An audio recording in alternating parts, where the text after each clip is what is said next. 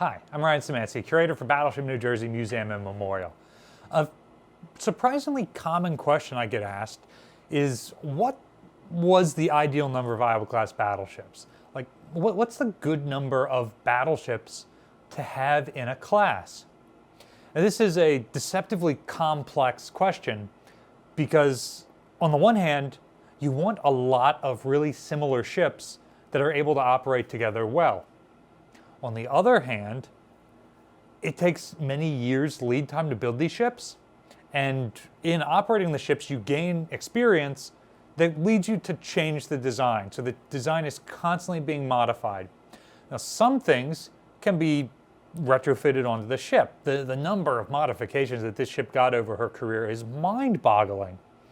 Other things are too complex to change, and so new classes of ships need to be developed. But first, a word from our sponsor. Thanks to Magic Spoon, we've got even more variety now than ever before. In addition to the many types of cereal that they've had for the longest time, or the protein bars that have come out more recently, they're now adding granola to their repertoire.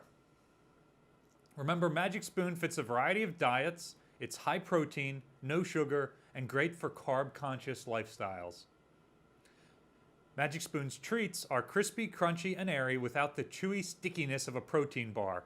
The ideal protein on the go. And their brand new high-protein granola keeps the Magic Spoon promise. Remember that viewers of this channel have a special discount code, Battleship, to get $5 off online orders. There's a link down in the description you can click on to get that, or you can find Magic Spoon on Amazon and at your local grocery store. With smaller types of ships, you often see really large classes. For example, there are 175 Fletcher-class destroyers that are built. But with capital ships, those classes seem to be smaller. It's so much more expensive, so much longer build time. You're not going to have that many. American battleships are built in classes anywhere from single ships all the way up to classes of 6. And the Iowa class ended up being a 6 battleship class.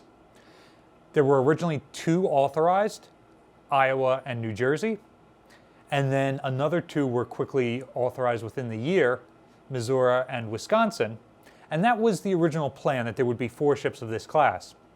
But then, within about 6 months of the last 2 being authorized, meeting the plan number, another 2, Illinois and Kentucky, were authorized.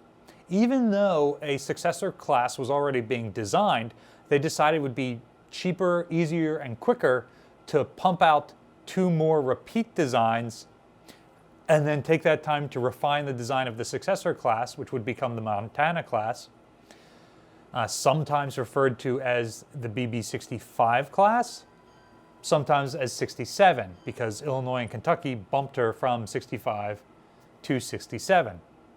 Likewise, the preceding South Dakota class got similar treatment. Originally, 2 battleships were planned, South Dakota and Indiana, but with the war already begun in Europe, 2 more were authorized, Massachusetts and Alabama.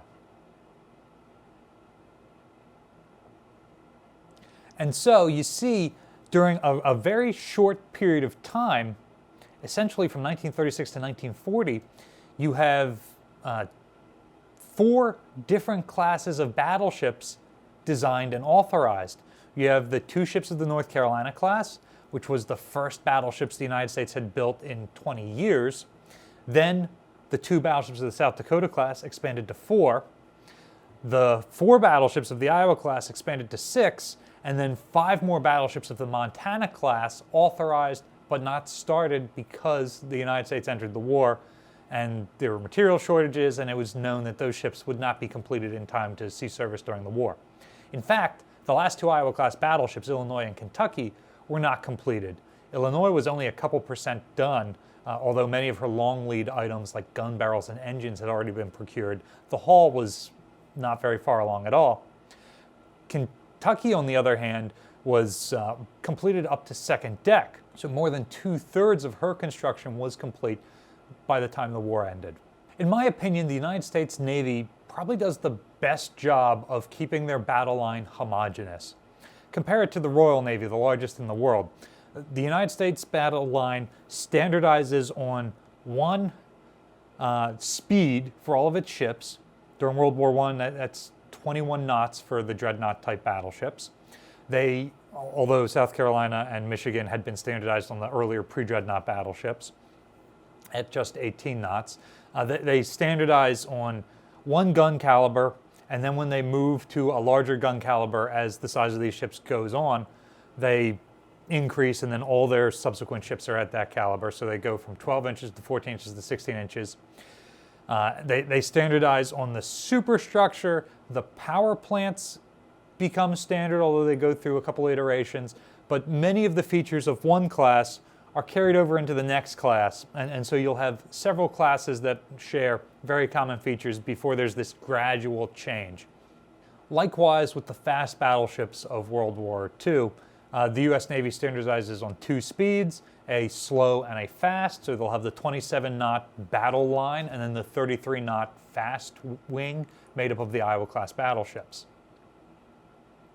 They standardize on the 16-inch gun caliber, and they all have the same type of machinery for their power plant in that it is steam-fired, although it's different sizes given the different speeds required for the ships. Looking at the British battle line, they've got 21-knot battleships, they've got 25-knot battleships, they've got 27 or 28-knot battle cruisers, and 30-knot battle cruisers, and 32-knot battle cruisers. And so their battle line is not nearly as homogeneous as the American battle line. Even in gun caliber, while they stay relatively consistent, going from 12 to 13.5 to 15, they also have a couple of 18-inch armed ships thrown in there. They make Nelson and Rodney at 16-inch with 23-knot speed that doesn't match any of the ships in the battle line. They have at least one 14-inch armed ship as part of the battle line. They'd been building it for another country and then took it over. But still, they end up with this massive hodgepodge that just meant that they had to keep all sorts of ammunition stocked. Their secondary batteries were all different, where the American ships were all standardized, 5-inch 51s for the World War I era and 5-inch 38s for the World War II era. So it's important to keep things relatively standardized, but obviously you also want things to be able to advance over time. So you want to make a couple of different classes. One really good way to divide your classes is based on the size of the divisions that the ships will be operating in. You want like ships to be matched together so that they are administratively easier to deal with. They're all getting the same types of ammo. They're all getting the same types of spare parts for maintenance, rather than spreading those ships out. Battleship divisions tend to be anywhere from 2 to 5 ships. So going into World War I, the standard American battleship division was 4 ships. That was the common thing. A 4-ship division, you can do some stuff with it. You can plug a couple of those divisions together to make a battle line that, much like an infantry battle line that's made up of several corps or divisions, you can easily send the right flank division, the left flank division. Likewise, with a battleship battle line, you can have a vanguard division. Those would usually be your faster ships, or whichever one is in the front, or the van. A rear guard division, and one or more divisions in the center that can operate relatively independently. Each of those divisions would have its own admiral in command, and outside of battle, he's doing the administrative stuff. In battle, he's commanding all those ships to operate together.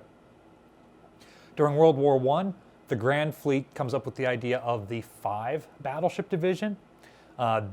One of the ships in the division is always undergoing maintenance, so you don't want your 4 battleship division to become a 3 battleship division. Much better to have too many battleships from the beginning, knowing that you're only ever going to operate with 4. And so when the United States Navy sends a division to join the Grand Fleet after joining World War I, they send 5 battleships to operate in a similar style to the Royal Navy. In the post-war years, with the number of battleships limited by international treaty, the United States Navy limits the number of battleships in divisions to typically 3. And by World War II, especially with the fast battleships, often the divisions are made up of only 2 ships. Battleship Division 7 with New Jersey in it is famously comprised of Iowa and New Jersey for much of 43 and 44. Divisions like that are less effective for surface combat, but that was the appropriate number to divide battleships down to be able to have some rotating home for maintenance and have the others fairly evenly escorting the various carrier battle groups that existed at that time. So, finally, this brings me to the answer, or my opinion on the answer for this question. I would argue that the ideal number of battleships to build in a class for the U.S. Navy would be 4. With 4 battleships, you can fill out an entire division. You can save money by building ships relatively similarly, but you can also take that design and modify it relatively quickly for a future class of ships that will be the next set that you're making. By and large, the majority of American dreadnought battleships and probably pre-dreadnoughts too if we go back and calculate all that, but the majority of them are in 2-ship classes. You have like one pre-dreadnought class of 3 I can think of off the top of my head, the Indianas. You've got one dreadnought class of 3, the New Mexicos. The primarily 2, and then a couple of 5, 6. 4 is probably the best in that you're forming an entire division out of these ships. 6 I would consider to be too many, because at that point you're building half of another division and you're using an old design. Keep in mind the Iowa-class battleships are begun in 1940, 1941. They're completed in 43, 44, 45, and then Illinois and Kentucky would have been completed years later. Kentucky could have probably been completed in 1946. Illinois would have been years after that. So at this point, you're getting ships that are being completed years after their original design. It's just too long. Even in wartime, where you want to be laying ships down quickly, for battleships, going above that number doesn't make much sense.